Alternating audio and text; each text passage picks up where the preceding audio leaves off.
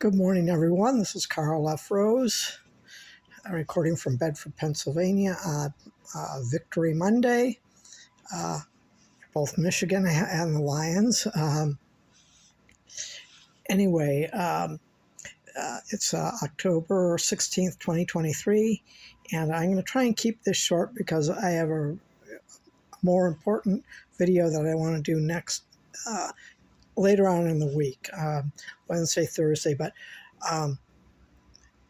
before I get into the Lions win yesterday, what I want to do a video. I have a piece of Lions history, and I sent the Lions an email, and I got a reply, very nice, very kind reply from the Lions organization. So that'll be for that other video. Just really exciting stuff.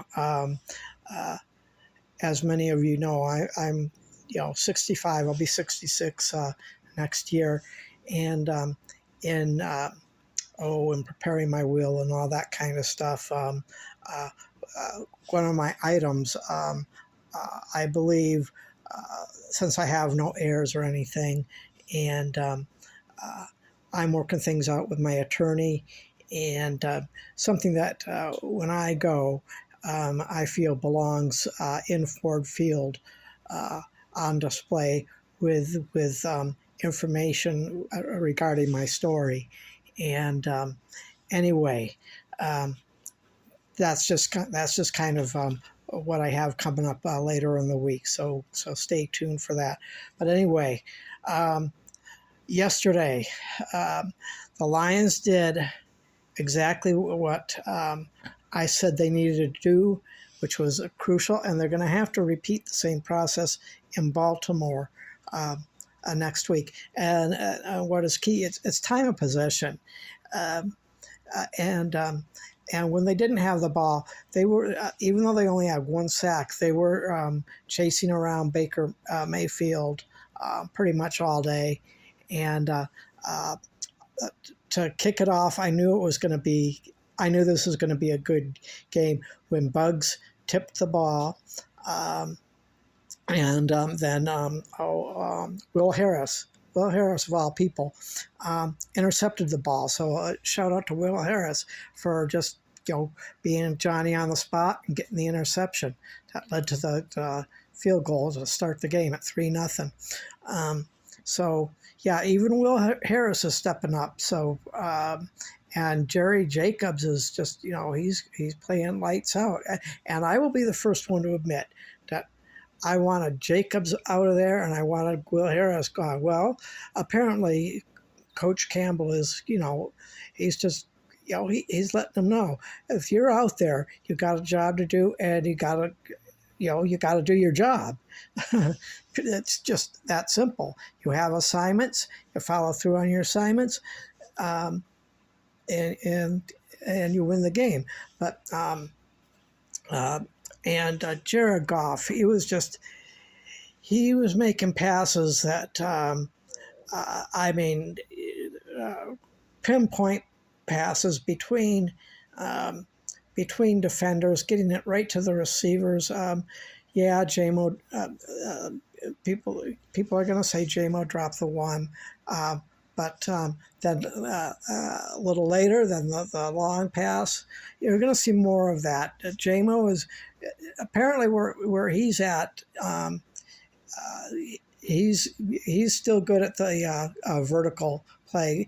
JMO, as far as receiving, hasn't quite got into the mid-range level yet, but that's okay, because even though Laporta had, and I'll just call him a subpar game, he did make the critical catch to keep one drive going, and so they're all doing it. But St. Brown, man, he was lights out, and the block by Craig Reynolds to get St. Brown in for the score, that was amazing. So the players have got to block, and other teams have been saying it. The Lions receivers, they're just not out there catching balls. They're out to whoever's targeted for the ball. They're contributing with blocks and things like that, and that's what's helping with time possession. I mean, it was just it was amazing. So, and right now and tomorrow I'll come out with my power rankings, and you're going to be pleased where I have the Lions at. They've got they're tied with the best record in the NFC right now, and looking at what happened to San Francisco stubbed their toe, and so did the Eagles. The Eagles did not look particularly good yesterday in their loss. I mean, but that's what's going to happen. But I want to kind of see where, because I'm tracking Coach Campbell's record right as of this morning. Dan Campbell's record is 17-22-1. That's a .438 win percentage.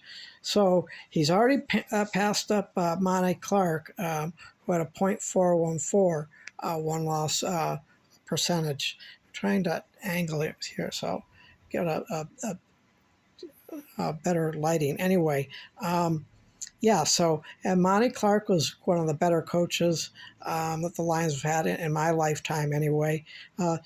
He's got a ways to go to pass Jim Caldwell. He's already passed a number, but by the end of this year, I believe that he will also pass Wayne Fontes, who's got a .496, who ended up with a .496 one-loss record, and Bobby Ross, .474. He'll be passing up Bobby Ross here real soon. And those are some of the better coaches since I've Joe Schmidt and Jim Caldwell. It's going to take him a little time to get past those coaches, but they're doing it one game at a time. And back to what I have, as I was saying, I have a piece of Lions history and with a personal story, and I'm working on that, and it's just it made my day when I got the email, and I'll include a screenshot of the email, but this is just the Lions. I still say they're still getting unfair treatment, but a win against the Ravens, maybe the main media will give the Lions the credit that they deserve. But I admit, over the years, I've been one of the harshest critics of the Lions, just because I got tired of them losing. I started doing Lions videos around 2012. They're still on my YouTube channel, and and about 2018, I finally got tired of it. Week in and week out, all these almost wins or nail biters with a last second win.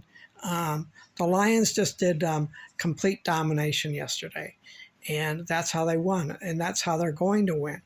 And it's just Dan Campbell's style of coaching. Well, I've rambled on for about 9 minutes now, so I'm going to end that, but stay tuned because I have some really good stuff coming up later. Talk to you later. Have a good day.